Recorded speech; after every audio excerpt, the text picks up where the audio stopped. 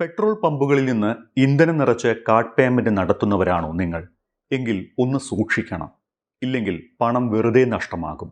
അതായത് ഇന്ധനം നിറച്ച് പണം കാർഡ് സ്വൈപ്പ് ചെയ്ത് നൽകുന്നതിന് മുൻപ് ഫ്യൂവൽ ഡിസ്പെൻസറിൽ എത്ര രൂപയായിട്ടുണ്ട് എന്നും സ്വൈപ്പിംഗ് മെഷീനിൽ എത്ര രൂപയാണ് സെറ്റ് ചെയ്തിട്ടുള്ളത് എന്നും പ്രത്യേകം നോട്ട് ചെയ്യണം. ഒന്നുകിൽ പമ്പിലെ ജീവനക്കാർക്ക് അബദ്ധം സംഭവിക്കാം. അതല്ലെങ്കിൽ അതേ അബദ്ധം നമ്മളും ആവർത്തിച്ചാൽ പണം നഷ്ടമാകും.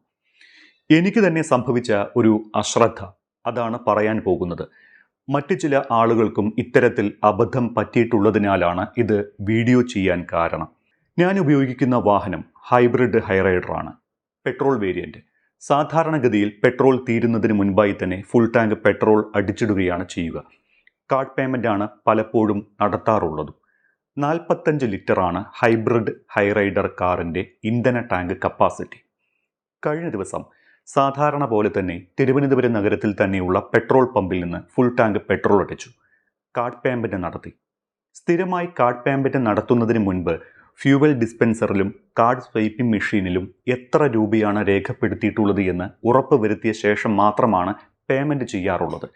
ഇക്കുറി പേയ്മെന്റ് നടത്തുന്ന സമയം എനിക്കൊരു ഫോൺ കോൾ വന്നതിനാൽ എത്ര രൂപയാണ് സ്വൈപ്പിംഗ് മെഷീനിൽ രേഖപ്പെടുത്തിയത് എന്ന് ശ്രദ്ധിക്കാൻ സാധിച്ചില്ല. മാത്രമല്ല, ഉച്ചയ്ക്ക് ദൂരദർശനിൽ ഡ്യൂട്ടിക്ക് പോകാനുള്ള തിരക്കിനിടയിലാണ് പെട്രോൾ അടിക്കാൻ കയറിയത്. അതുകൊണ്ട് തന്നെ ബിൽ നോക്കാതെ പേയ്മെന്റ് നടത്തി ദൂരദർശനിൽ ചർച്ചയ്ക്ക് പോകുകയും ചെയ്തു.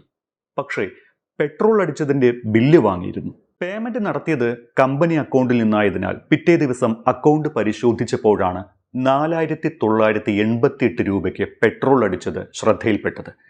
4988 രൂപ ബില്ല് വരണമെങ്കിൽ നിലവിലെ പെട്രോളിന്റെ വിലപ്രകാരം 47 ലിറ്റർ പെട്രോൾ അടിച്ചിരിക്കണം. കാറിന്റെ കപ്പാസിറ്റി 45 ലിറ്ററും. ഉടനടി പെട്രോൾ ബങ്കിൽ പോയി ബില്ല് കാണിച്ച് പരിശോധിച്ചപ്പോൾ അവർ അടിച്ചത് 37 ലിറ്റർ മാത്രമാണ് എന്ന് വ്യക്തമായി.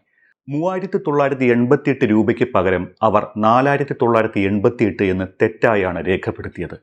ഇത് മനഃപൂർവ്വം ചെയ്തതാകാൻ വഴിയില്ല. കാരണം കാർഡ് പേയ്മെന്റ് ആണ്. കൂടുതൽ പൈസ വാങ്ങിയാലും പെട്രോൾ അടിച്ച ആ ജീവനക്കാരന് ഞാൻ അധികം നൽകിയ പൈസ കിട്ടില്ല. CCTV ദൃശ്യങ്ങൾ കൂടി പരിശോധിച്ച ശേഷം ആ പമ്പിലെ ജീവനക്കാർ അധികം വാങ്ങിയ 1000 രൂപ തിരികെ നൽകി. ബാങ്ക് സ്റ്റേറ്റ്മെന്റ് ശ്രദ്ധിച്ചത് കൊണ്ട് മാത്രമാണ് പമ്പിൽ പോയി ബില്ല് കാണിക്കാനും റീചെക്ക് ചെയ്യാനും സാധിച്ചത്.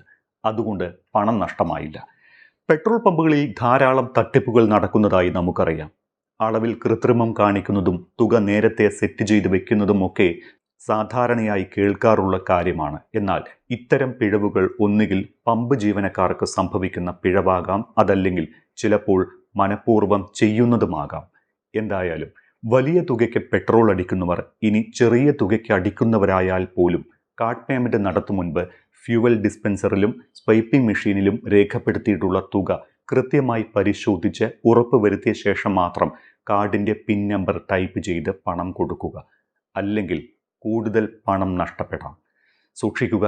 എനിക്ക് സംഭവിച്ച ഒരു അശ്രദ്ധ പലരോടും പറഞ്ഞപ്പോൾ അതൊരു വീഡിയോ ആയി ചെയ്തു കഴിഞ്ഞാൽ മറ്റ് പലർക്കും ഉപകാരപ്രദമാകും എന്ന് പറഞ്ഞതുകൊണ്ട് മാത്രമാണ് ഒരു ഇൻഫർമേഷൻ എന്ന നിലയിൽ ഈ വീഡിയോ ചെയ്തത്.